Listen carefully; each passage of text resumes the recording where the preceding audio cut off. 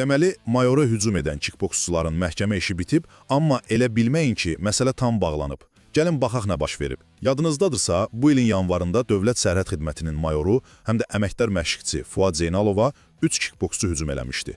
Bax, həmin o məhkəmə prosesi artıq yekunlaşıb. İndi bu işin 2 əsas nəticəsi var. Gəlin qısaca nəzər salaq. Birincisi, məhkəmənin hökmü. Qısası, Bakı Ağır Cinayətlər Məhkəməsi bu 3 kickboksçuya, necə deyin, yüngül cəza verib. Elçin Hüseynova elektron qolbaq taxmaqla azadlığın məhdudlaşdırılması cəzası verilib, o biri 2 idmançıya Elmur Həmidovla Musa Əhmədova isə şərti cəza təyin edilib. Yəni, hər üçü elə məhkəmə zalından çıxıb gedib. İkincisi, amma iş bununla bitmir.